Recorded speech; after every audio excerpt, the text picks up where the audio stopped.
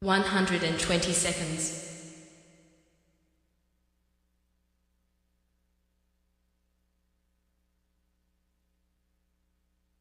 110 seconds.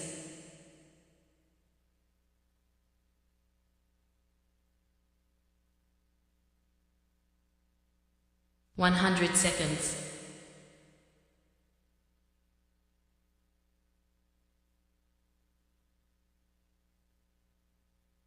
90 seconds.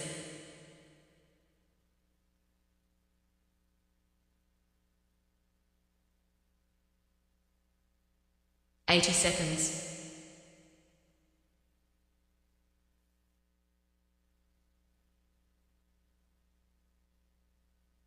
70 seconds.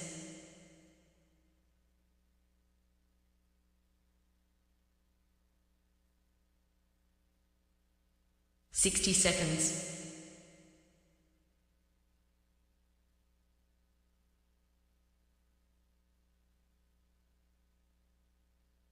50 seconds.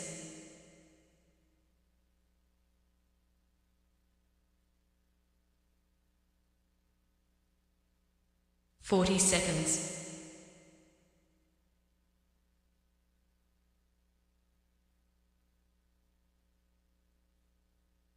30 seconds.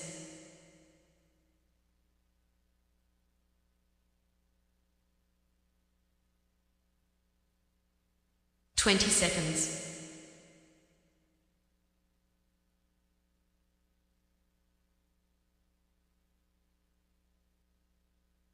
10 seconds.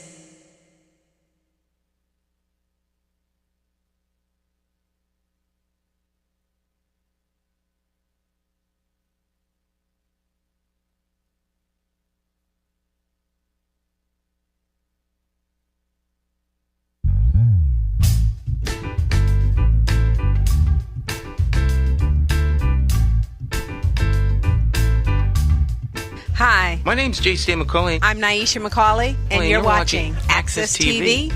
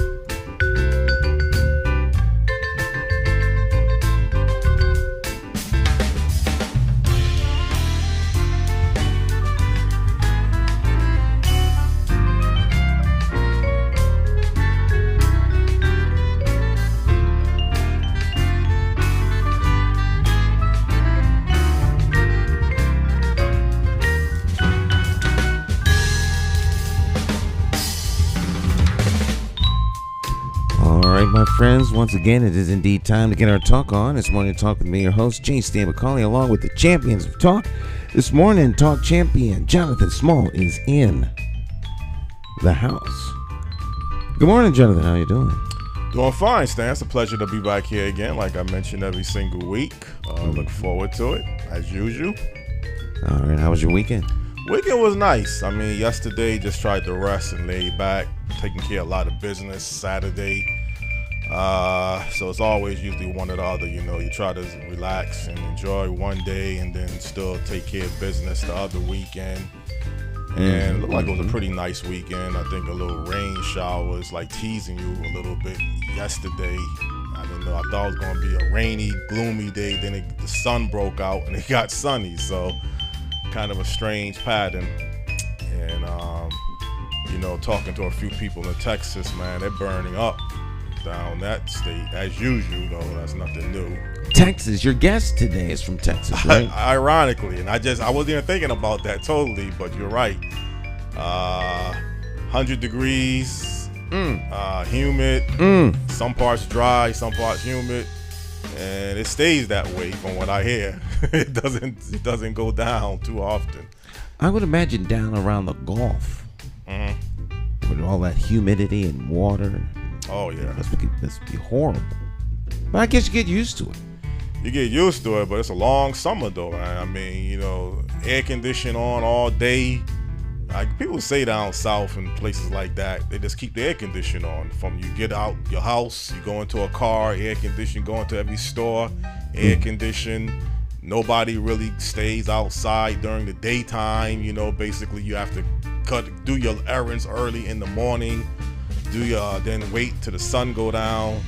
So, you know, we can't be babies up here, man, talking about, well, it's 90 degrees. Well, it technically 90 is a heat wave for 3 days, but I guess all things are relative. You know, if you're used to it being about 80, 70 to 80, 90's hot, especially if it's humid. Yeah, if it's humid, that's right. The key. Then you've got winter here. Yes. So what it seems to me, wherever you are, it's gonna be an issue. What's going on with my focus here? Focus manual, autofocus. There we go. Right. Yeah, I mean, you got places like San Diego got considered one of the best weather patterns in the country. It doesn't get that hot. It never really get cold. You know, it stays like 70s to 80. You know, you got some parts that's unique like that. You know, you got some places where the summers are cool, like Buffalo. They have cool summers up there. Doesn't really get that hot.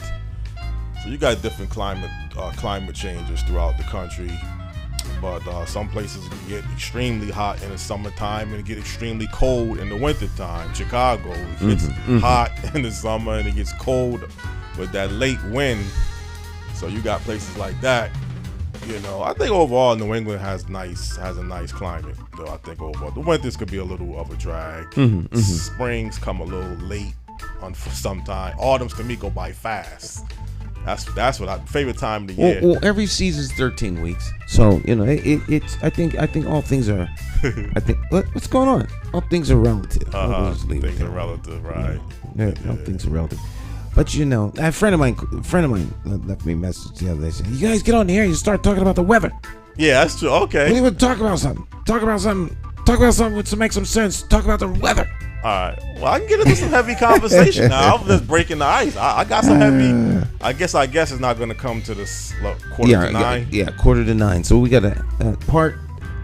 Show's got two: first half, second half. Usually the first half is the gas, second half is conversation. But on this episode, first half is conversation, second half is gas. So yeah, a little adjustment. So what's the heavy subject? Well, the heavy subject is I don't know. I was listening to a Pan-Africanist yesterday and talking about the difference of people in America aiming to be comfortable or more comfortable, comparable to being liberated and free. Well, you know, and I think you have to be. See, to me, comfortable I think is the quick fix.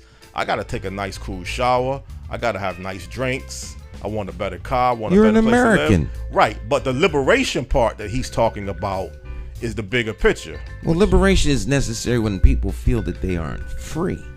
Well, are we really free? To be honest, I am. I can't speak to nobody else. See, what sets my parameters for freedom works for me.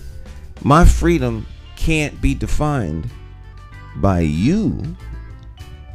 Well, or someone else. If you say a personal freedom, do you feel personal free? You don't buy into the argument until all of us are free. We're really not free. Maybe that's not the correct terminology. Sometimes the Pan-Africanism movement, that's what they aim for. Yes, you feel free. That's the first goal. You got to look at yourself in the mirror. Well, I'm the only one I have to look at when I look in the mirror. but I don't know if that classifies what he's talking about with the liberation movement. I don't. Well, I mean, if you're into liberating a group of people, your people, their people, our people, and you're part of a cause, then the battle isn't over until the cause is won. So if you're like if you're at war, like you're part of an army, you know, and you escape, but the other people who you were fighting with didn't escape, then you have an obligation to the mission to go back and try and free them.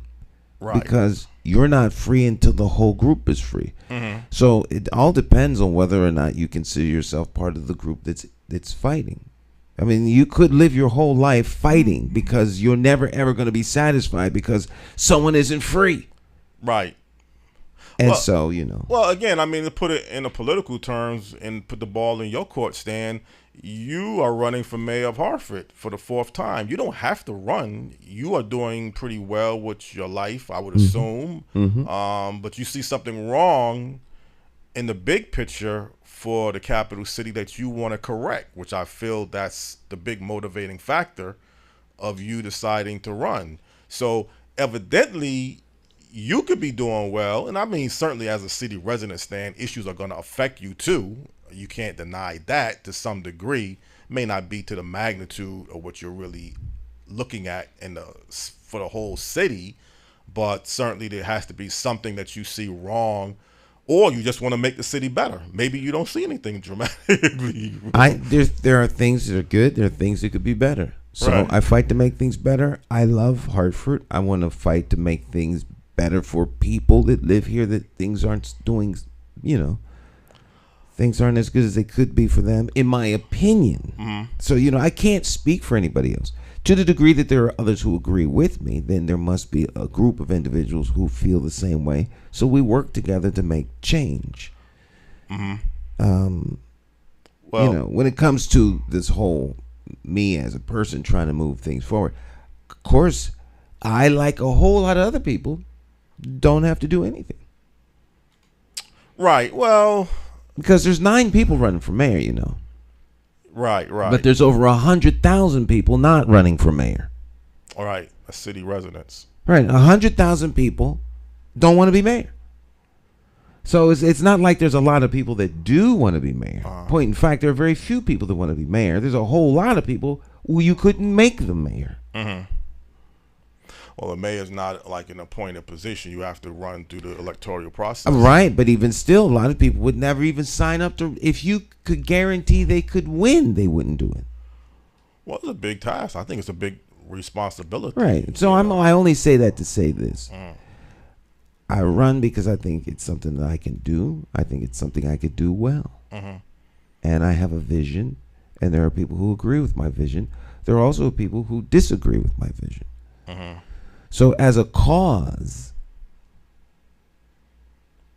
But the thing is, I mean, I hope I'm not mixing apples and oranges with liberation and political representation for elected office position. I'm sure some of the liberation people would think you are. I am, yeah. I am mixing apples, but at the same time, both are needed. Now, some people don't believe in the political system. Some people who are in the Pan-Africanism movement, they don't really buy into the political system. You're right. So yeah, I guess it is mixing apples and oranges.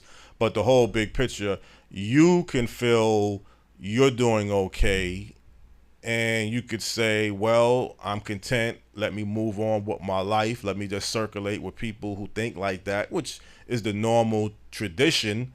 But the whole movement of a liberated Pan-Africanism movement, what the person was saying is feeling like the more comfortable you get, the more materialistic items you purchase, you feel more better. Sometimes people can do both. You can aim to achieve more, which is your given right, and you could still try to be liberated, which I'm not sure I don't know if that goes hand in hand, or maybe that's not a good working combination. Maybe it's like capitalism and socialism. They don't really work together. Maybe it's either you're gaming to be more comfortable, achieve the American so-called dream, or try to become liberated. I don't know, Jonathan. You know, all of that, all of what you're talking about takes place up here. It's a headspace thing. Right. So depending upon who you're talking to, whatever works in their head, you are your brain or your mind. You are your thoughts. As a man thinketh, so is he. So people think all kinds of things. Right. The way I think works for me. I'm not trying to.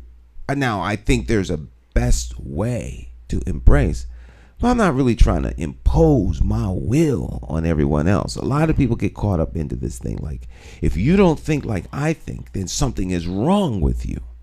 Yeah. If you don't think like I think, then you shouldn't be allowed to be. You know, you think about that, or you think about this. You think about this about those people, and therefore you are no good. I mean, there's no end to that. Of the 8 billion people on the planet, and someone has the audacity to say that if you don't think like I think. Well, I think the Pan-Africanism, that's how they actually think to some degree. Some of them, at least some of the people I'm listening to, they kind of dictate, well, is something wrong with you buying into this whole operation of functioning the way people function in the United States. The late Dr. Assegai, you know how controversial he existed, and you know he would speak his mind at the drop of a dime. And if you didn't later on in his life, I think he did tone himself down a little bit or a lot. But in the beginning, man, I mean, you know, if he was against you, particularly, you know, people. What's they call it? The house, whatever they have, whatever they had, the Breakfast Club or whatever they had, a house diner, the African American Alliance. He will say that he quit. Reverend Price said he had to put him out or fire him. He was told by people that he should get on a boat and go back to where he came from. Well, that's how they felt. I mean, I guess I get along with so many people because I'm cool with how they think. You know, how other people think doesn't really affect me unless they're coming after me to physically impose upon me some particular point of view. People are free to think whatever they want to think. You know, that what they think stops at the end of their brain. But you have an issue with certain policies. I think that's probably the biggest issues. You're not in favor of legalizing marijuana in Connecticut. You don't think but that's me. Right. So I can enforce that with myself. Right. I don't have to smoke. So if someone else decides to be in their house and smoke whatever it is they want to smoke, that's up to them. Well, I know recently, and it could be somewhat connected, you know, here it is, college UConn student, 18 years old of age, is meeting someone, ends up being killed, thinking a robbery. Then the police find a large sum of marijuana. I'm under the impression that would knock the black market, if it hasn't been confirmed, obviously, whether it was a drug deal or a robbery, but that's just the way it had looked. So I'm under the impression that legalizing marijuana in Connecticut would knock off the black market, that you wouldn't have that type of problem. You know, there's a black market for every single thing that is sold. There's a black market for steel, power tools. Now, suppose that would have been a diamond exchange. Suppose he was selling some hot diamonds. Right. He had $20 million worth of diamonds in the car. And so maybe they need to do something about the illegal, underground sale of diamonds. And then maybe he would be alive. There's no end to those discussions. Well, there's no end, but see, here's the way people in America think. We would assume a person in college has his future ahead of him. He did have his future ahead of him. He just made a drastic mistake. He made a mistake like a lot of people do. Yeah. Everyone has their future ahead of it. A bright, rosy future isn't limited to someone who's going to college. No. College people have just as many problems as uncolleged individuals, Jonathan.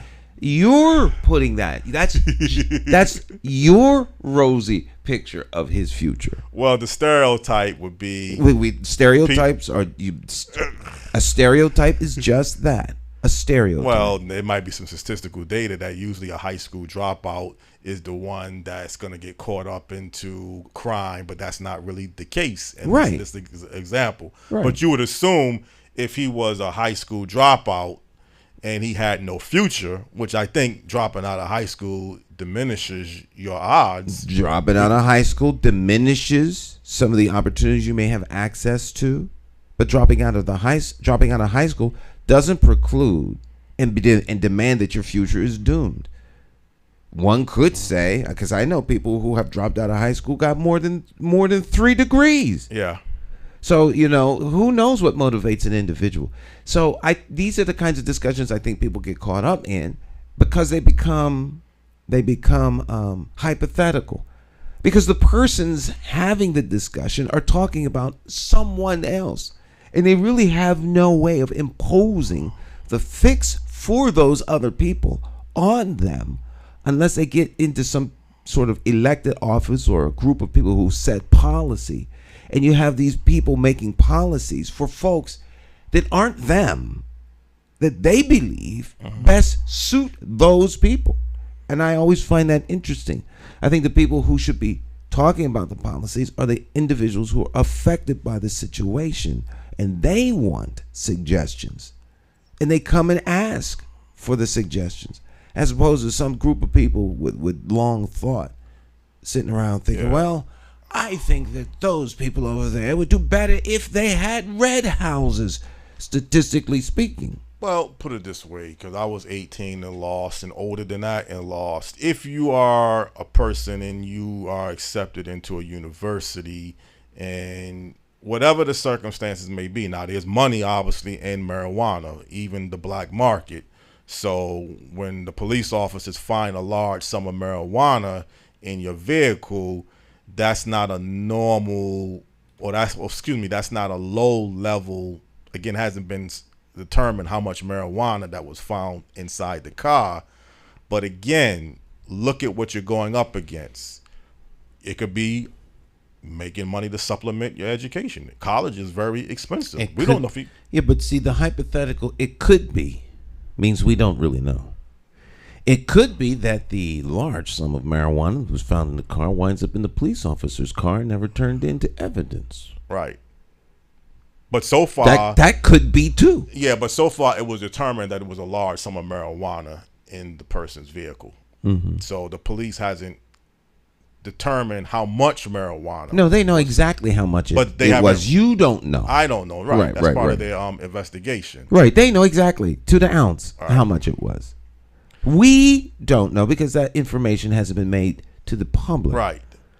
But you see where I'm going at. There is problems when you can make a drastic mistake in your life and get killed. And this is a perfect example.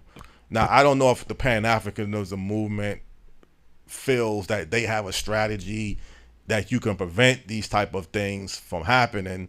I guess if you know yourself, you know your true purpose in life. So you under this impression, Stan, that you advocate that everybody should be in a free state of mind. People should not be intoxicated with any substances. The clearer your mind, the better you are at making decisions that affect your life. Right. But a lot of things can cloud the mind. Mm-hmm. Lots of things. But see, that's again the aim in America and in Canada and other places throughout the world is you want to become more comfortable. Now, how you choose to have a better comfortable life where you can deal with stresses and pressures and problems and not feel you have to turn to illegal substances or whatever. Because right now, if you want to be point honest, Stan, you have major vices that is part of not just the economy, but part of how people function. You have more drugs, you have more pornography, illegal and legal gambling. Cigarettes and alcohol is legal. I don't know how you want to classify that, but let's just put that into the equation too. So when you got these type of vices that's out here, you could say, be in a clear state of mind. You don't, this is the way you compete against these vices. Some people will tell you, we need to regulate it. We'll be better served as a country. We've already kind of accepted things now of having gambling operating the way gambling is. It's legal in just about every state in the country. Well, Jonathan, I mean, it depends upon what one's looking for. If you're looking for everything that could possibly be wrong, go wrong, is wrong, then that's what you will find. Yeah. There's no end to those possibilities. Other persons look for everything that could be good. That's what they'll find. We find what we look for. Right. And so individuals have to make a decision in their own life. What kind of quality of life do I want? And how many people can I help in my small circle, medium circle, or large circle? But and to the degree that I can, I will. Otherwise, you will commiserate until your death, talking about how it could be better. And those people over there aren't doing good. Or my family ain't doing good. And 10 years from now, people are still having the same conversation. Well, people will say over 400 years if you really judge the way things operate. I mean, if you want to break everything down, not me, but if you want to go by experts, Yeah, but that's they will tell you advancement. Yes, there has been tremendous advancements in this country for certain groups of people, but certainly you can look at the statistical data. This is not just rhetoric. Yeah, but no, it's the truth. But at the end of the day, it's how does it apply to your life? Right. Not someone else's life. Your life. I have many conversations with a whole lot of people. And many of those people are concerned about the quality of life of someone else, but they themselves are doing fine. How does it apply to a person's life if you live in a hostile environment? Directly, no. If somebody is being loitering, nuisance, okay, maybe to some degree you are exposed to it, you don't want to look at it, so that affects you. Then move. Right, but you trying, and that gets to my point, moving to be more comfortable. That's all you can There's do. nothing wrong with that. But where do you tell a group of people moving upward mobility, advancement, not just move from one cesspool to another cesspool? Jonathan. So be real when you say move. I am being extremely real when I say move. Right. You are the author of your own peace, confusion, or demise. We make decisions. 5 people decided to get in a little boat. They got crushed at the bottom of the sea. All of them were exceedingly wealthy. Go and look at the Titanic. They made a mistake. Some mistakes are catastrophic. There is no recovery or comeback from those mistakes. I don't care whether you're extremely rich or dirt poor. The quality of life that one has an opportunity to lead is relative to the individual unless you make those quality of life decisions for your life, comparing them to someone else. And how many years do you have to live to get to be like they are? Well, as opposed to like how you have the potential to make your life. There's always going to be someone that does better than you or worse than you. That's just life. But my whole argument from the beginning, Stan, is the two choices is just to become more comfortable or to be liberated. That's up to you. That's the long and short of it. That is up to the individual. It's up to the individual. Right. To me, it's not even an argument. It's a choice. Do you want to be a freedom fighter, or do you want to sit back and drink a martini by the pool? That's the decision you have to make. But you made a good argument, or you made a good point about you're good with your life. So however you look at it, I mean, again, as an individual trying to aim and you feel comfortable and you feel your life is in satisfaction, the only thing you are doing, Stan, is you see some issues in the city that clearly you must be dissatisfied with, running for 4 different times. So it has I'm not necessarily have to be dissatisfied. I think I could do a better job. Okay, so that's different. I think I could do a better job, and in doing that better job, hold people accountable to do a better delivery of services. Okay. There seems to be a need. So Right. I think I could fill that need. Right. I can see where other people are impacted by this lack of good quality service. How can I help? How can I see a guy stand on the side of the road, the car broke down. I don't have a need to fix his car. Right. He has a need. Mm-hmm. I have a solution, and I'm willing to help him. Okay. A lot of people driving by, seeing him on the side of the road, could care less. Mm-hmm. That's where I am. Okay. You know, it's not gonna break my heart if I don't, succeed. Right. But I believe that Hartford needs a better chance. That Hartford can do better, and I'm willing to do my part. I'm not gonna complain about how it could be better. I'm gonna try and make it better. That's the difference with me. If I see something wrong, I'm gonna put my hands to the task to see if I can fix it. If once I do that, then I've done my part.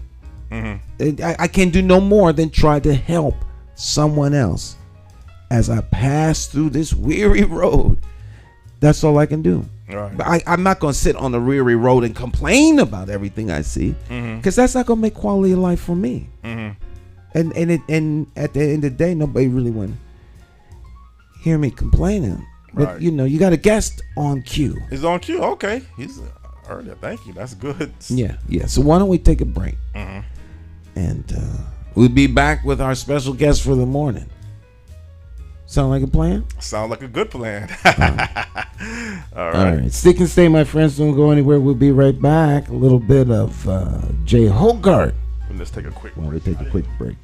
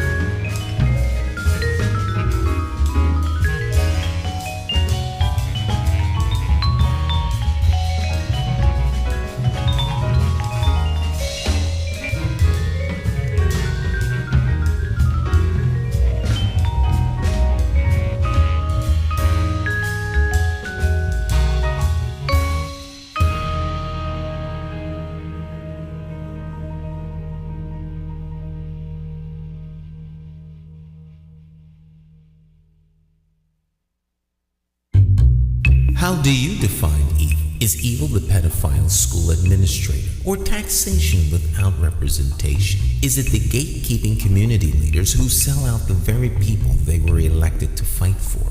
Or is evil the politician that puts out lies and takes in cash?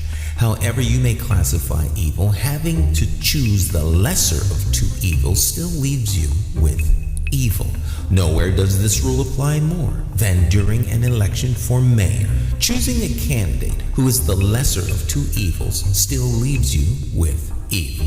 No wonder so many people don't vote. It's time for the constituents to flip the script and vote for a mayor you can trust. My name is Jason McCauley. I am an independent thinker and I approve this message. I'm asking you for your vote on Tuesday, September the 12th, 2023 in the Democratic Party primary election for mayor for the city of Hartford. I, like you, am an independent thinker. So let's sit down and talk about my path to victory and why my 5-point plan for Hartford will work. Stop listening to the uninformed evil interests that tell you I can't win. For more information, visit McCauleyformayor.com. Have the courage to vote your conscience. Vote for the name you trust and know. Vote McCauley for mayor.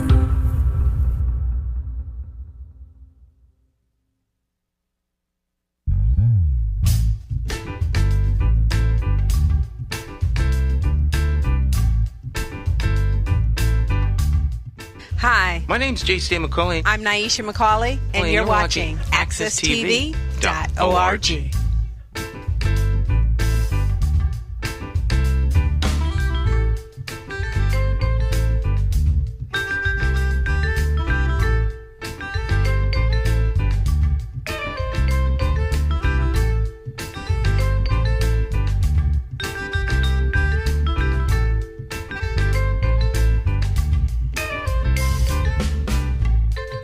All right, my friends, welcome back. Morning Talk. I'm your host, Jay Stan McCauley, along with the champions of talk.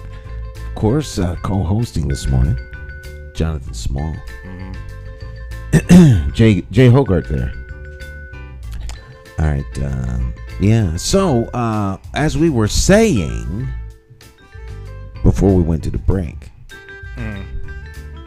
Well, you were saying your reasons for running for mayor of Hartford. You was giving your explanation. You had corrected me when I said it's not about being dissatisfied. It says that you're trying to make the city better. Right. I think there's some people who would do a bad, who shouldn't be mayor, that are running for mayor. Right. But that's different from why I'm running for mayor. And I'm sure that they believe I wouldn't make a good mayor. To be a fair question, there's a lot of strengths about you, but what would be one area that you would like to improve towards becoming mayor of the city that people might find that you could improve a little bit better? If you could think of anything.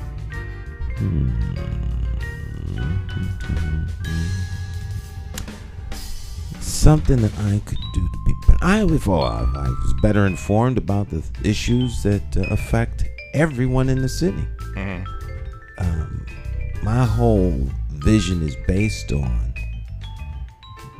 the needs of individuals. So, you're limited as to what you know. There are communities within this city that I just don't know. I mean, I know a lot of different communities, but the city is very, very diverse. We have an international city with like 76 different languages are spoken in the city. You don't hear much about that fact. But what do most people in the city know about the Bosnian community? Yeah, I know very little. Or the community where people are from, or the Orient, from China or Japan or Russia or the Ukrainian community. What do people know about the Ukrainian community that lives in Hartford and the Russian community that lives in Hartford? Or the Yugoslavian community? Or the Albanian community? There are a lot of different communities in the city. if you were to listen to most people, the only communities you think that were here were African American in the Caribbean, the Spanish speaking community, whether it be Puerto Rican or Peruvian or Argentinian. There's a lot of communities in the city. Yeah, but those are still the majority. So even when you mention Russia, but the majority, while the majority rules, it rules with an understanding that there are a minority of individuals who have just as valid needs, and those needs are need to be met as well as others. So when you ask, what could I do better? It would be to better know all of the communities in Hartford, because we don't just cater to the majority communities. That's the problem right now with as you're talking about your Pan-Africans. Right. Well, keep in mind, I'm not a Pan-Africanist. I mean, I might have been giving you and other people the impression that I'm a Pan-Africanist. I'm not a Pan-Africanist. I see some things about the Pan-Africanist movements that I like, some areas I don't really care for. So it's kind of an in-between.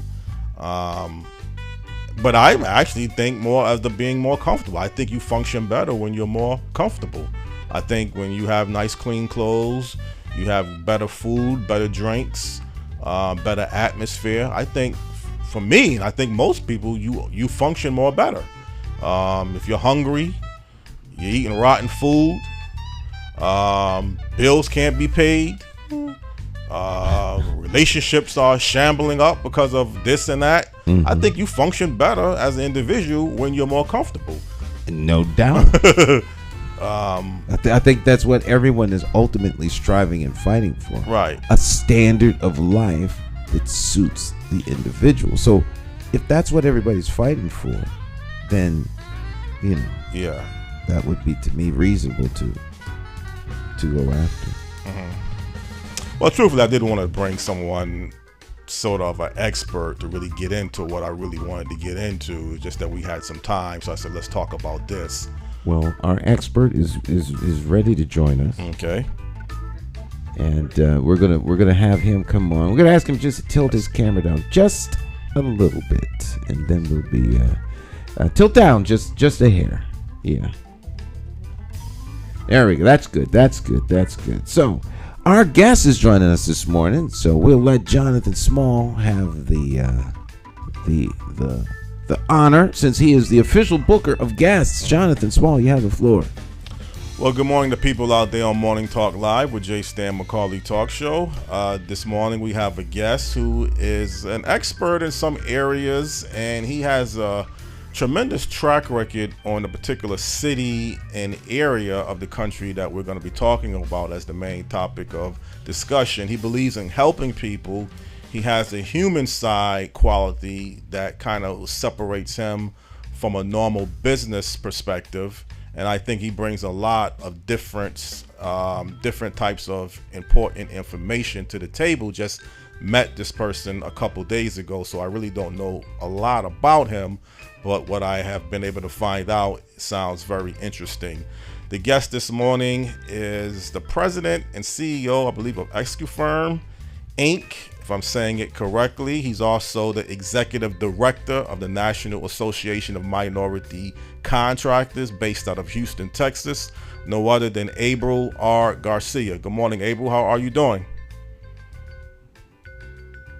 Can he hear me, Stan? Okay.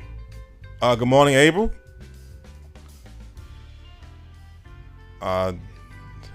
Looks like his image froze. Yeah. Let's see. I'm getting a broken up feed on this end. There we go. We can see you now. It's coming through. Okay. All right. Okay, I was saying good morning, Abel. How are you doing? Well, good morning. It's good to talk to you again. It is a pleasure. Abel, before we get into our main topic of conversation, could you kind of let people know a little bit about yourself So and here we are in background? Houston, Texas. Houston, Texas? Stan's picture is freezing up. Okay. Yeah. Abel? Reception okay? Yeah, Can you hear me? We can hear you now. Your signal is a little bit choppy. Can you hear us?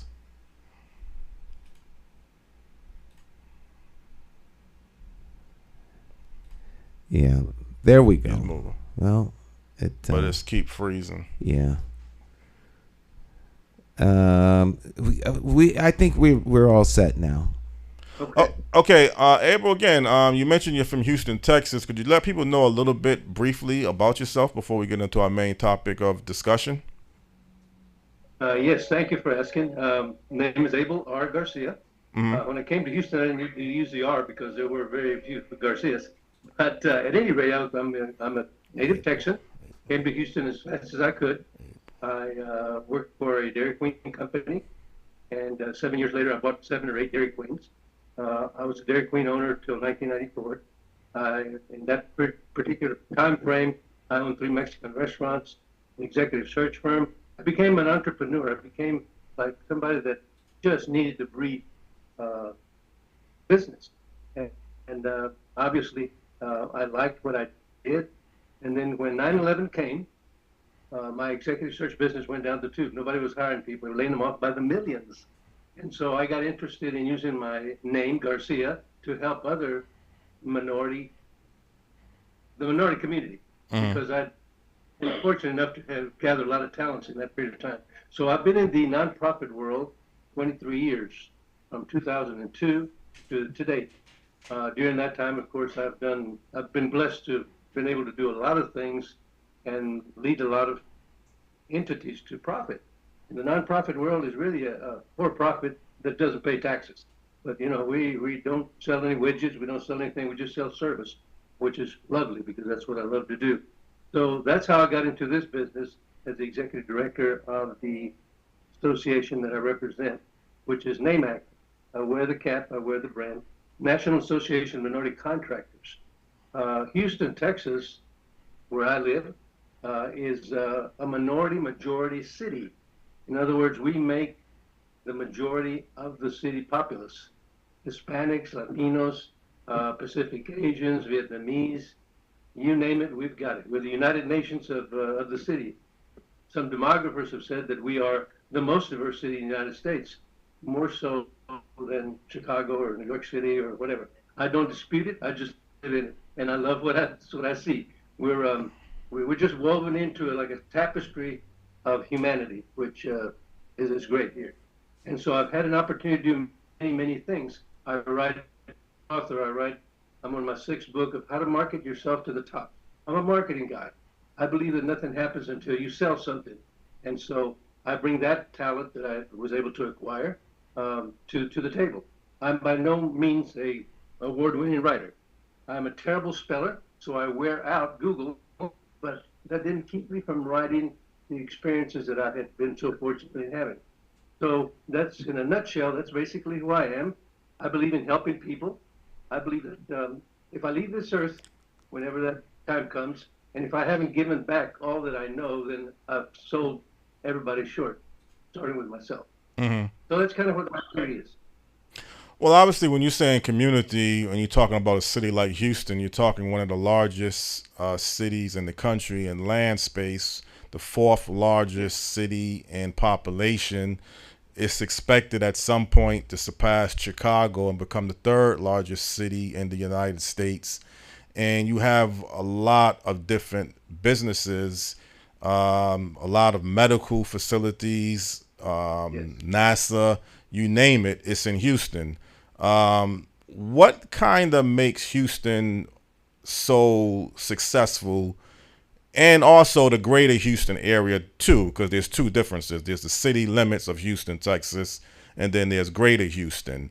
So what is kind of drawing the growth of people and businesses to Houston, Texas, and greater Houston?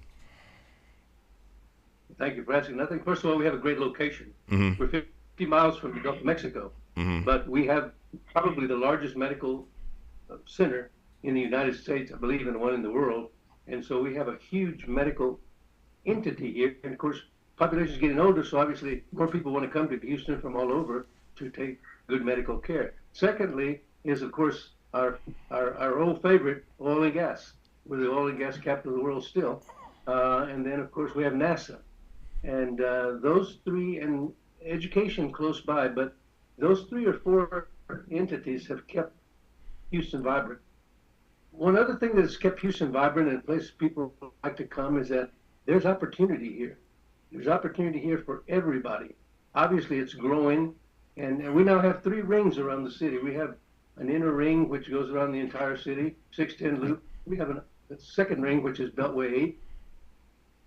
610 is probably 8 miles from the center of Houston. Beltway is probably 23 miles. And then we have 99, which you have to go 149 miles to encompass all that area, and it's probably 35, 40 miles from the center of Houston.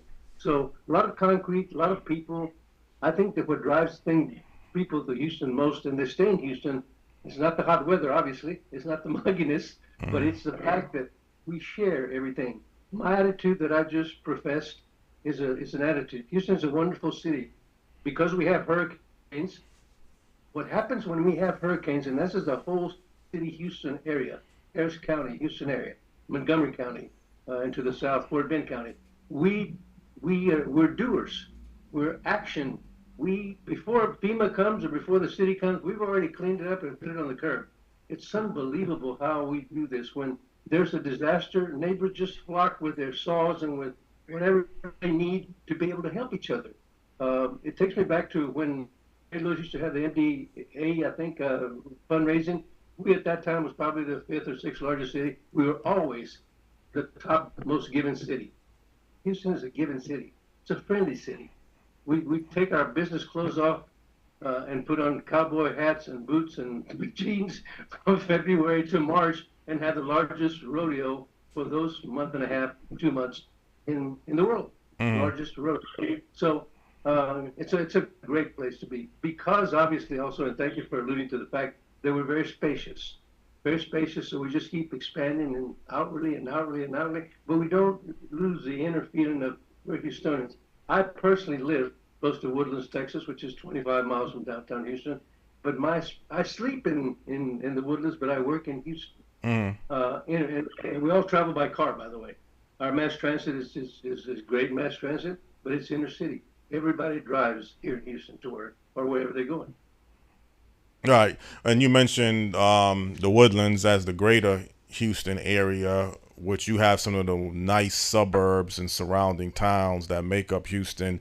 But when you look at the population base, I think the metro area is about close to 7 million people. The city of Houston is over 2 million people. Do you still get a sense that sometimes people overlook Houston? I mean, you hear about Houston, but sometimes you don't hear it like you hear in New York, Los Angeles, Chicago, even Atlanta. Do you think Houston kind of gets overlooked to some degree, or Houston is the city that everybody knows about, in your opinion? We're trying to keep it a secret. Okay. to kind of keep the population down. I think that Houston does not get overlooked in the medical area. It does not get looked in the oil and gas area. We don't have large theaters like New York City has, or maybe some venues like Los Angeles has perhaps.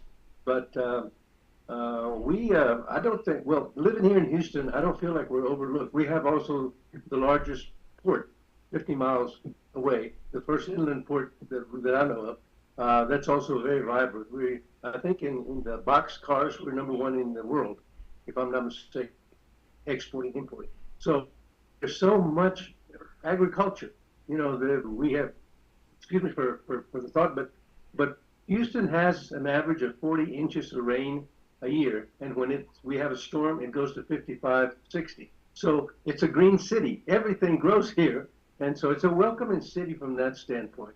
And again, I think that we don't lose it. And we're proud to be Houstonians. And when you come in, listen, you're part of the family. We want you to be a Houstonian. We want you to learn how we do things so that you can be happy too. Because if you're unhappy, we don't pay state taxes. So that's a good thing. So there's a lot of positives in Houston. More than anything else, it's a positiveness of each individual Houstonian or greater Houston area. We are very positive. We're doers. We're workers. We're achievers. And we're happy to be where we're at, and we're proud to be where we're at. Okay. And again, you kind of represent as the executive director of the National Association of Minority Contractors. So does that represent this organization, does this represents all different types of minorities or just a certain few? Yes, thanks for asking. Yes, it does. However, the population of Houston, the greatest population in Houston, ethnic-wise, is the Latino population, the Hispanic population. We probably make up 48 to 50% of the population. African Americans probably make 18 to 20%. And then Pacific Asians are growing very, very fast. They make up probably 8 or 9%.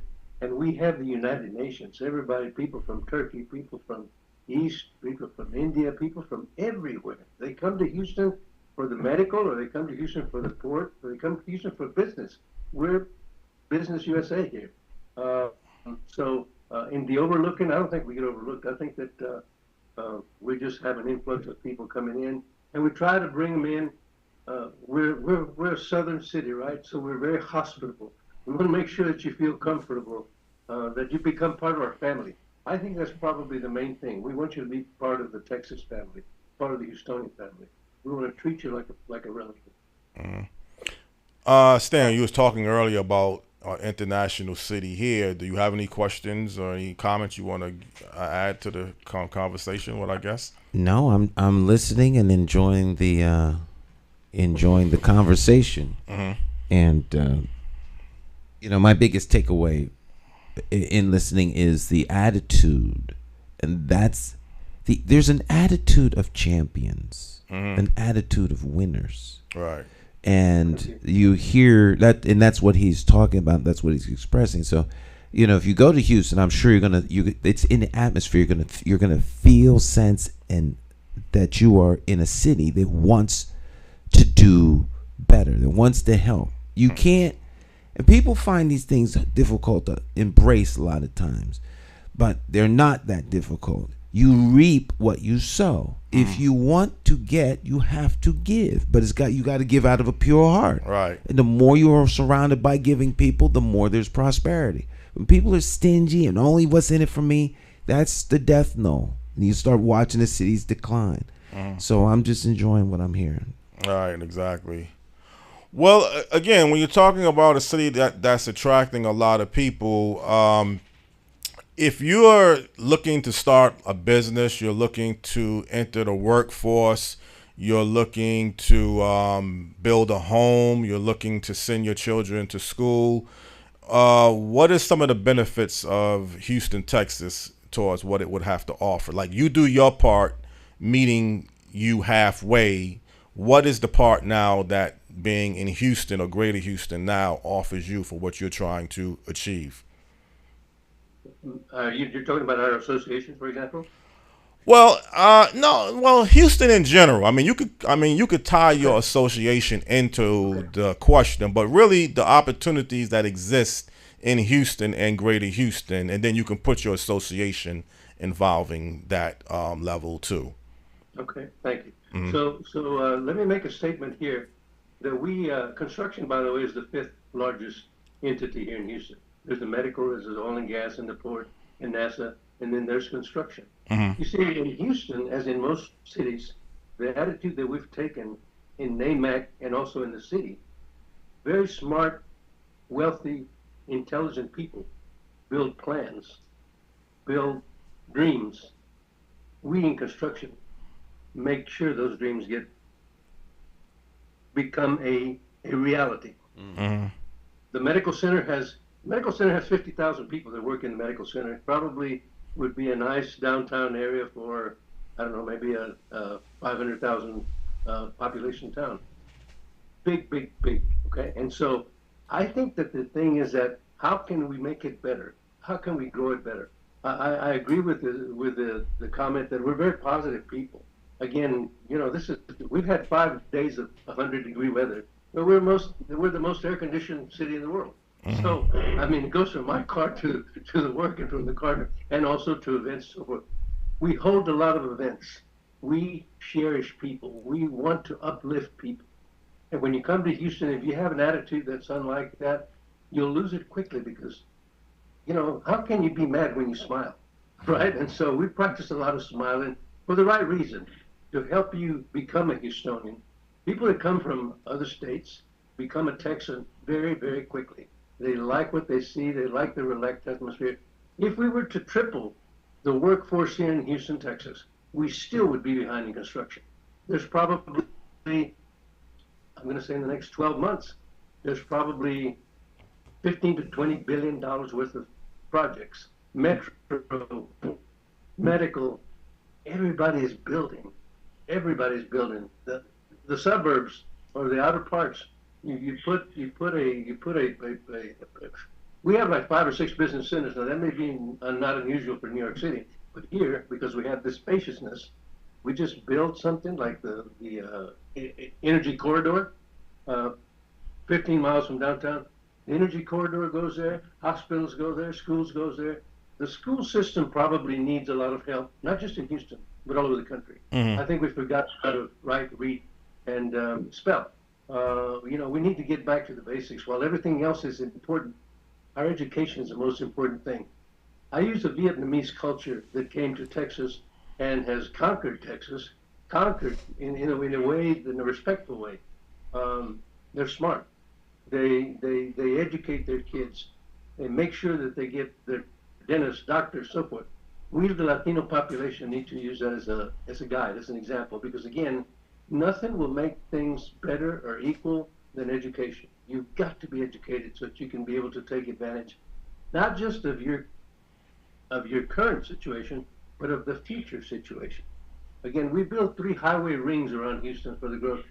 We just got off, and it's still going. We just did a purification plant, 30 miles from Houston. We built it on the lake, and it's a $2 billion project. It employed 1,000 men and women in construction a day, and still it's going. So we build for the future. We don't think so much of right now or before. We'll never see before again because it's gone. So we always look to the future, to the brightness. We have a lot of associations, a lot of organizations that are so positive and so forth. So I love being here in Houston because, again, this is a place for entrepreneurs. This is a place for young people to get ahead. This is a place where you can have a meaningful life. We're a young city, so consequently we have these suburbs and we have these so forth. There's a lot of gentrification going on in the core of Houston. People have found out, hey, I don't want to drive an hour. I'll go ahead and let's go ahead and gentrify and make everybody whole that's in that area. But we've taken areas that are blighted in Houston and made them sparkle. I don't know of any building of any consequence here in Houston, Texas that's over 20 years old. We tear them down and we rebuild them, or we build them from scratch. It's new here in Houston. Everything. Well, you just said one thing about the blightness or the blighted areas, and when Houston is such a huge city, it's kind of hard to really single out every particular area. But yeah, I've heard of the wards area, like the 3rd Ward, the 5th Ward, some of your hard press, I guess you could say blighted areas of Houston. Do you see any type of development that's even going on in those particular parts of the city that would be helpful towards the future? Thank you for asking. Mm-hmm. I think I can be an example of what happens in Houston, or to some degree. I got into real estate here late in my years, but I wanted to be in real estate. Mm-hmm. I passed up all these places in the Dairy Queens where I could have done something. So about 15 years ago, I decided to go into real estate. And I asked a builder, a friend of mine, where should I build, Bob Berry, with Berry Homes? He said, build where nobody else is building, because sooner or later they'll be there. So I bought properties in Cashmere Garden. Now, these are properties that are way, way below the economic scale. George Foreman, the champion George Foreman, 5th Ward. So what I did when I bought these houses, everybody thought they were going to tear up. I went ahead and rebuilt them.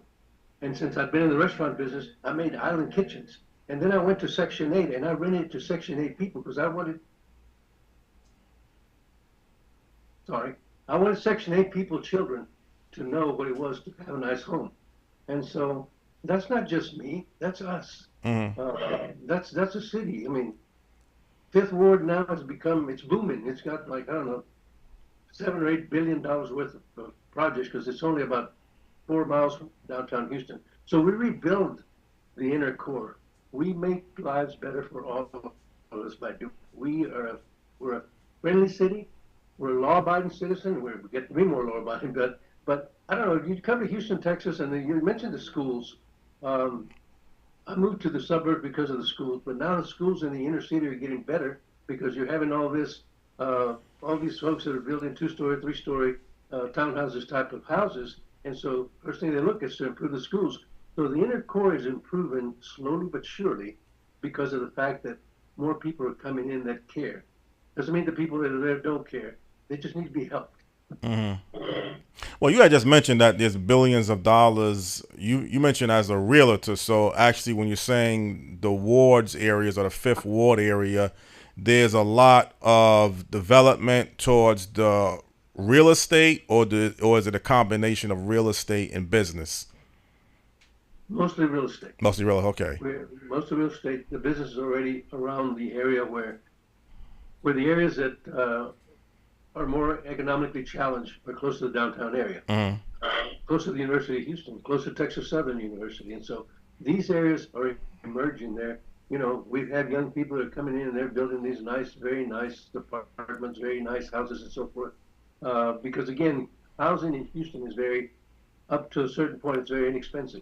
In my search work, I used to relocate people from Chicago, from New York, and I'd say, this is about 15 years ago, when you sell your $500,000 house in Chicago or in New York or Los Angeles, be prepared to have a mini mansion here in Houston.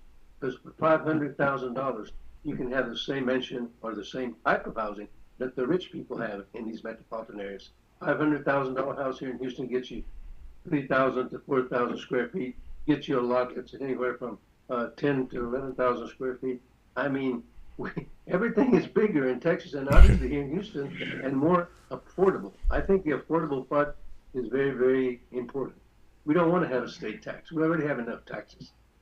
And so I get this. It's a big city that operates like a small town. We take care of each other. We care for each other. We build for each other. We behave with each other. We're Southern city in that we have good manners most of the time. And so it's a wonderful place to live. And everything is green here in Houston. Now, who wouldn't grow? I mean, we got more rainfall in Seattle. We just got through having 5 days of continuous rain. And now we've got continuous heat. But that's okay, because it's Houston. Well, we forgive them. yeah. Well, Abel, when you're mentioning about the quality of life and what you can get for $500,000, what about the wage salaries? I mean, what could $50,000 get you in Houston or Greater Houston? Could you get we was talking earlier about being more comfortable.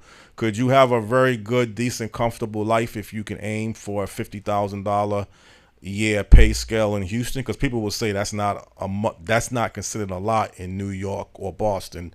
But how does that fare in Houston or Greater Houston? Thank you. I think like most of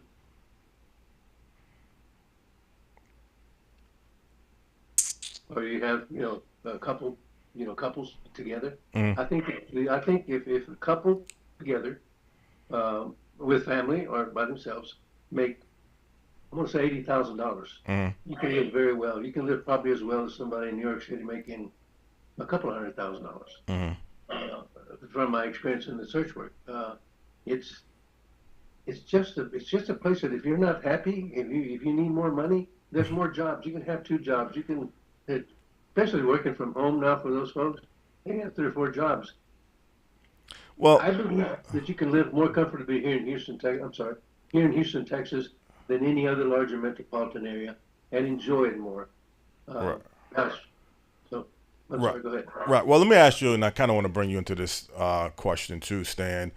You're saying, Abel, right now, you have the jobs, you have the businesses, you have the industry that's there.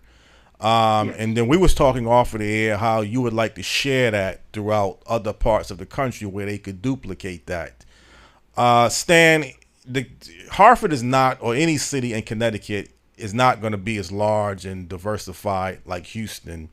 But if you wanted to, let's say, Stan, bring in a business, or you wanted to expand some business opportunities, and you looked at now Houston, Texas, do you think that makes sense to go out of the state looking to bring in businesses, or do you think you better serve trying to create the businesses that you can duplicate here? I mean, I don't know how you look at that.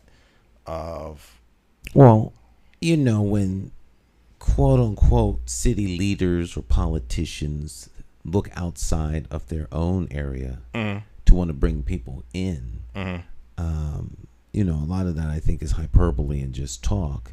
If you can't grow the things you say you need from where you're at, then you have a problem. It's not just go get someone and bring them in, because if your education system isn't right, there's so many things that have to be in play that make your city an attractive city. People want to go to Houston. Yeah. They're not trying to raid places and drag them in there under duress. Right. People want to go there. They're trying to keep it a secret because it's growing so fast. Right. That is not the case here. And so I think, to your point, Houston makes a great place to go to see how it's done, what causes it to be done. And a lot of that is the attitude of individuals that live in Houston. And to that degree, cities that want to be where they are have to think in terms of human development. And this is something that you see as a common theme with all of the people that you bring that are from other cities that are successful. There's a deep investment into human capital, education, quality of life, and other people in the community desiring to make life better for other folks. That's a whole nother mindset and headspace than it is where people are kind of in more of a survival mode and how can I make things good for me? Me, my I. How can I use someone else to get what I want? How can I exploit those people to get what I want? How can I take advantage of this political opportunity for me? That's a whole, and we don't get a long drawn out conversation, but I mean, there's a difference in how they do what they do in Houston, and it's if it's abundantly clear. It's only not clear to people who are living in denial on how bad things are where they are. Right. In my opinion. Well, I just wanted to get your opinion about, sometime looking towards another place, and you kind of answered the question too. You could look at what they're doing and get some good ideas. Duplicating what they're doing, that might be of a bigger challenge now because it's a different type of city. They have things there that you just don't have, like the Texas Medical Center, 50 to 100,000 people. You don't have anything anywhere close. NASA. There's more people working. Half of our city's population would be employed by the medical center. The medical center alone. So there's no. It's you're talking apples and oranges, but the things that can be looked at as examples and models for growth are there. What you wind up with would be success. Not another Houston, but a successful Hartford or a successful wherever town you're from. And so that's what you want to look at, success. Right. And that takes planning, takes vision, but it takes corporate and collective. And when I say corporate, I don't mean corporation. It takes group buy-in and consensus from people in leadership positions to, we want to work to make our city a different place. How do we get from where we are to where we want to be, and how many years is it going to take to get there, and how dedicated are we to that end? Definitely makes a lot of sense. Abel, one thing you did mention, and I agree with what you said, when I asked you about what you are developing in the wards, the 5th Ward, and you said real estate, but then you mentioned it's only 4 miles to downtown.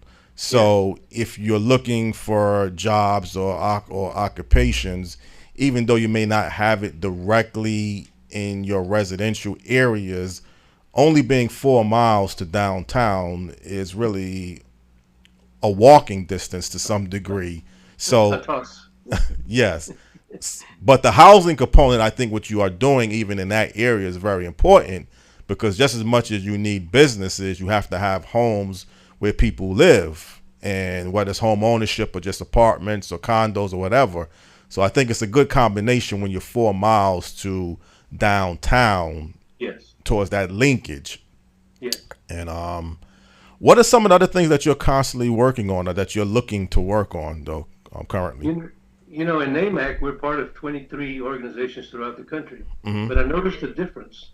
I go where there's opportunity. I go where I can use my assets to be able to improve things. I came to NAMC when it had 30 members Mhm. in this large city, and it had 3 corporate partners. We're probably a case study on how to grow a business. Today we have over 500 members. 5 years from that, we have over 51 corporate partners. So I mean, we grew it because again, we wanted to help the people that are artists.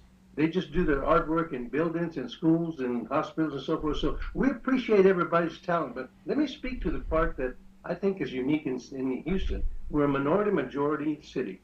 What were able Garcia's dreams. Abel Garcia's dreams was to come to Houston to get ahead, to grow a family and so forth. And Houston has provided it, but it continues to be that same push.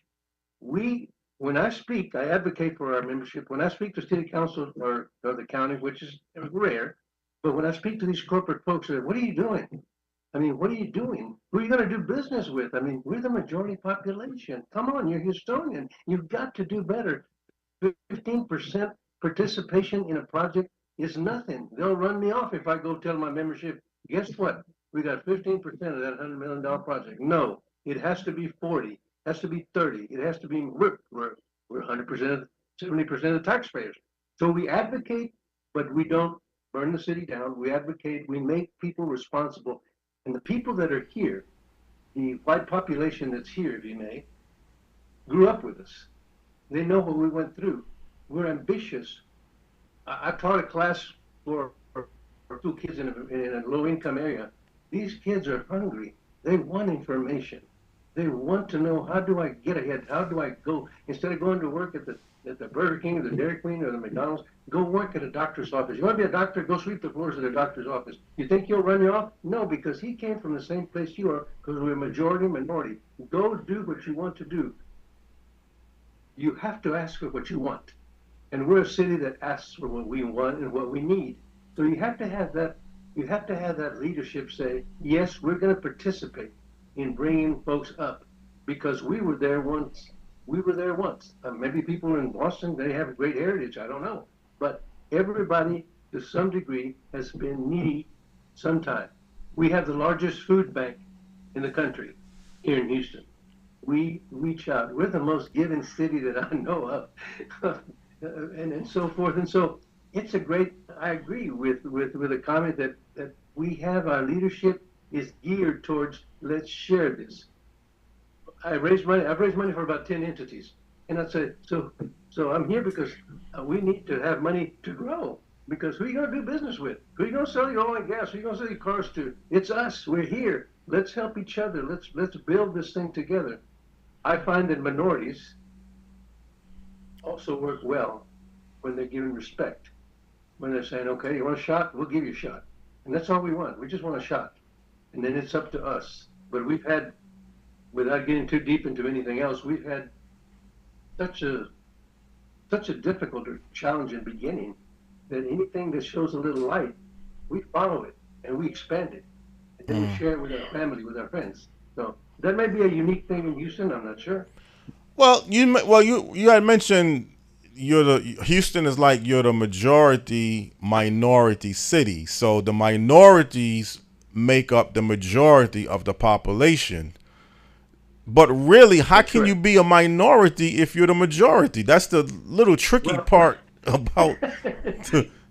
We're a majority in many, many ways. Uh-huh. Yes, Latinos have the largest population. But we have people. We have a high school that has 102 languages or something in the southern part of the city. I mean, everybody comes to Houston, so we're all a minority. So how would I treat, for example, somebody that comes from Africa? Okay, I treat them with a lot of respect because those folks have a better educational system than we do. So I appreciate that, and I try to instill that and bring them into our loop by saying, bring how you grew up, bring how important education was to you, because that's going to help us realize that we're taking things for granted. So I think that everybody has taken that pill that says we have to share because that's who we are. Houston, Texas, is a minority-embraced city. Mm. That we make the major population, and please forgive me for this, but we don't believe in violence. We believe in getting things done the right way. If I can stand with a placard that says, "You're being unfair to Latinos," I would much rather do that than burn a building down, because that's not who we are. And then that's not criticizing other folks. I'm just saying the seed of goodness is within us. And I think when you come from another place, or you place us somewhere else, we can spread that seed. I think if you were to say, "We're going to relocate you to New York City," heaven forbid, or Los Angeles, I'd have a tough time. I'd have a tough time because I'm working against a culture that has been there for a long time. And so hopefully my methods would work that I've used here in helping people and getting organizations. But that's, I think that and if I may, I think our government needs to start looking at positive, how can we improve our education? Let's start with education, because that's our children, that's our future. And then go forward. Let's stop being so divisive, so whatever. I mean, we're Americans. We're Estonians. What do you mean? What are you doing? I mean, you're Estonian. You can't do that. Right. Well, to be honest, somebody told me a while ago, because I was always under the impression here that Atlanta was really the best city for black businesses, black middle class. But this person told me he felt Houston, Texas existed as the best city. And when you mention African, you have a large Nigerian population, the largest in the country that resides in Houston. But they bring a lot to the table. They bring good education. They bring good businesses. So Absolutely. I guess it sounds like to me they're coming here with something to offer, but they're also still looking for opportunities too. So it's kind of a unique flavor, because truthfully, a lot of people in the beginning, the minorities from different parts of the country, they're usually having to come here to this country, having to start off at the bottom, working, looking for jobs. It's this type of debate that we're paying people cheap labor, working people under the table. But when you have a population like the Nigerians and Asian people who are coming to Houston and Greater Houston, they're bringing a skill set and an educational level that has to be beneficial to the city of Houston. That's a good point. Let me make another good point, if I may. The people from Mexico and from Central America do not have the same pedigree that folks from Europe or Africa or other places have. But they have one ingredient. They know that this is a land of milk and honey, okay, to be in America. And so I was the president of a Latino Chamber of Commerce, nothing but Hispanics. The program was conducted in Spanish. From that group, I met so many people, and I'm an American, I'm a Texan, right? We go through that struggle. We have, I think it's a $1 billion grocery store chain built by a gentleman that says, "I came here with no language, no money, and no job." And look at me. Now, he doesn't say, "Look at me," we look at him. And there's so many examples here in Houston, Texas, of people that came here with nothing, just wanting to be somebody. And I'll mention one more thing, please. This is not a racial comment at all. Every promotion that I've ever had, every step of the way that I've ever gained, has been through a white person. A white person gave me the opportunity to be a manager. White person gave me an opportunity to be a district manager, division manager. White person gave me an opportunity to go into real estate. There doesn't exist. I mean, yes, it does, but to a very less degree. We don't think about those things. We think about how can we help you. By helping you, we help ourselves as well as you. So people that come from other countries, they're our best Americans, by the way, because they know that they didn't have the same thing in Cuba and Salvador or in Africa or wherever. They come to a shining example of, I can be anything I want to be here in Houston if I apply myself. If I'm willing to work 2 jobs or 3 jobs or 4 jobs, whatever it takes. I worked my way through school, and I didn't know a penny of nobody. I only got an Associate of Arts, but that was enough, because what I wanted to do, I wanted to be a businessman. And I've had probably 12 or 14 businesses. I can tell you that not all of them have been successful. I've had 3 or 4 that have been some bitter downfalls, but from those downfalls, I learned, don't do that again. Do something better. Do it different. And let me share the downfalls that I had. Let me not be embarrassed by it. so that others can learn from my mistakes.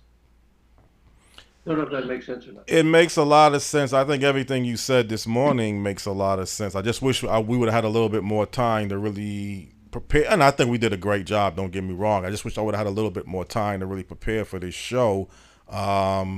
But again, working with what we had to work with, and you did an excellent job making my job a lot easier, leading the way. So I definitely appreciate that, because I really wasn't planning to even do a show about Houston. It's just something just came up. But again, I really appreciate you being available under short notice. You didn't even look at it that way, to be honest, and I appreciate that.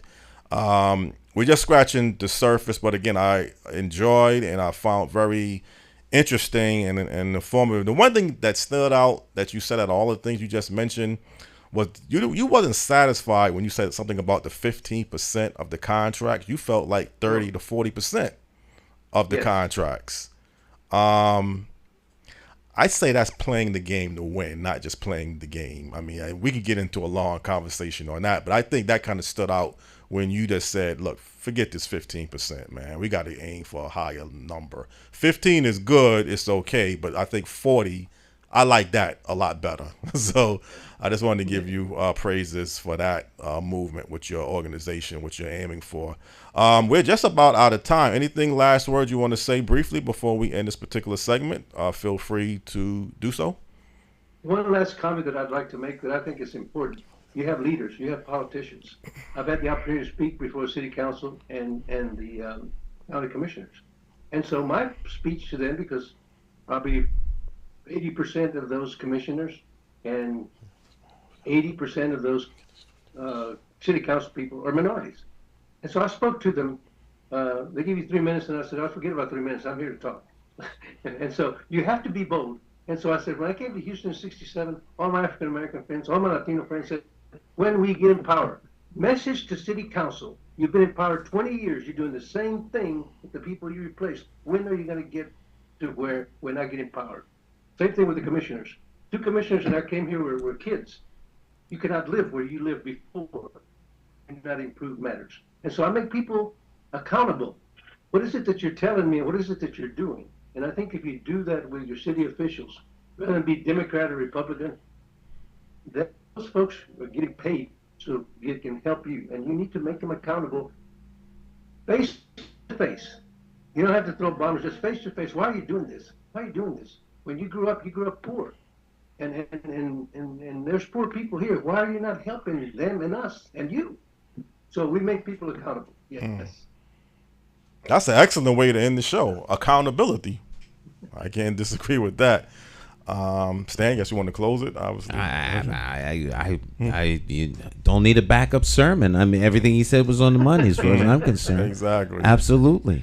Gentlemen, thank you very much for having invited me. I thoroughly enjoy spreading the word of what works in Houston, what works for us, and what I wish would work for everybody. All right. Well, it's a pleasure to have you here. We look forward to talking to you again in the future. Okay. Take care, Abel. All right. Yes. Thank you. Bye-bye. Bye-bye now. All right. Yeah. Well, accountability, obviously, and when you hear me every now and then sound off about, these contracts, set aside contracts, it wasn't part of the legislation, why, I know your model is, you want a project that gets done that's going to serve the people. We talked about this last week, even with the infrastructure MDC work, okay, let it, the main goal is to provide the water and the sewage issues. And don't look back at the past. But contracts, opportunities in place. It's like, Stan, I want to do my part. I'm willing to meet you halfway. Okay, you tell me what you need me to do to be in a position to get a contract or to get a job. Okay, that's on me. Tell me what the criteria is, what the description is. Now I get that. And then you change the rules a little bit now. All of a sudden, okay, you don't have this. The project is going to take 2 or 3 years. We can't work with people. You have to be in the union. be upfront with me and don't lead me on to thinking, okay, you have me with the runaround. I don't want to say that's the norm here in Connecticut, but it seems like to me the track record. You talk to people, even with the Hartford Jobs funnel. You remember that funnel at Vita Root Building? Get the certificates. People thought they was under the impression of being part of the Clean Water Project. They get the certificates, and then there's no jobs. I think the key to what you're talking about ultimately is education in terms of information. Mm-hmm. You can't ask for something that you don't know. Right, that's fair. The biggest problem is not what you know, it's what you don't know. Oh, okay. And so when you are trying to take off the table what you believe you deserve, mm-hmm. understand that there are people who don't want you to have what's on the table. Right. And so you build alliances and you leverage that to get your fair share. Mm-hmm. But you have to know what your fair share is. Right. You go to the table and you ask for an orange. You realize at the other end of the table is a succulent turkey dinner. Now you mad because no one told you about the turkey dinner. Mm-hmm. It's not their responsibility to tell you about the turkey dinner unless they're giving people, and most aren't. Right. It's your responsibility to know what is actually on the table. Okay. And then the people who you're asking, what's their role in providing? Mm. Well, if it's somebody that's elected to office, as our guest talked about, the county legislators, whether they be the county commissioners or your city council people. Well, we don't have county commissioners here, but we do have city council people. Mm-hmm. And you have elected representatives. Accountability means consequence. Mm-hmm. If you're not going to hold people accountable, which means a consequence, Right.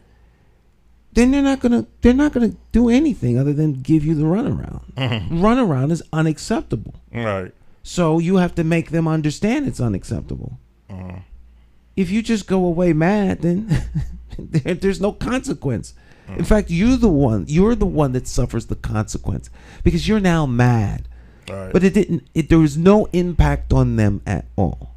Mm-hmm. So I think that when you speak for people, when you speak for yourself, and you are sincere Right. about bringing about change, you make it understood what you want and what the consequence is for failure to deliver.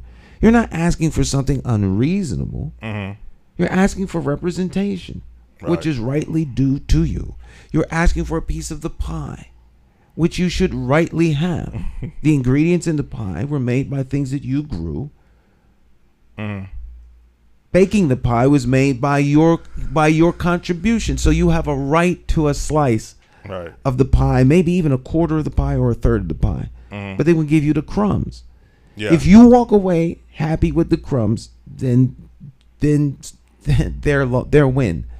So you have to be able to fight. You have to have the resources to fight, and people that you're fighting with have to know that you are sincere, which requires a track record. If your track record is always taking the okie doke, then guess what? When you walk in the room, they already know you'll take the okie doke. All right. If you stand up for what you believe and fight for what you believe, and you fight for your community, and your community is behind you, when you go in the room, they understand, look, we're going to have to cut a bigger deal because they're not going to go away until we give them what they're asking for. And so I think it's reasonable what they're asking for. And there's a big difference on how negotiations happen. All right. If you negotiate and always wind up on the losing end, then there's a reason you wind up on the losing end all the time. Mm-hmm. Well, the guest Abel and I didn't really get into it too much with disparities and inequities about Houston because I really didn't plan this type of show, and I wanted to really follow the lead with him the best that I knew how to. But you said it before, there's going to always be some people that's not going to get the job or get the contract. If you got 100 jobs and you got 1,000 people applying for 100 jobs, only 100 gonna get the job. so 900 is gonna be left out. It's unfortunate, but that's the reality of life. Right.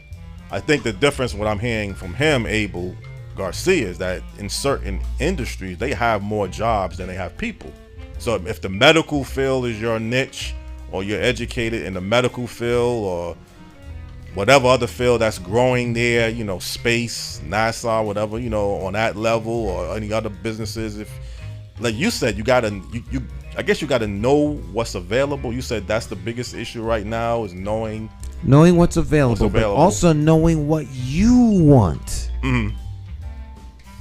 There's an old adage: take care of the nest. You and yours are your responsibility to protect, and everyone else will do the same. Once all the nests are protected, protect the community.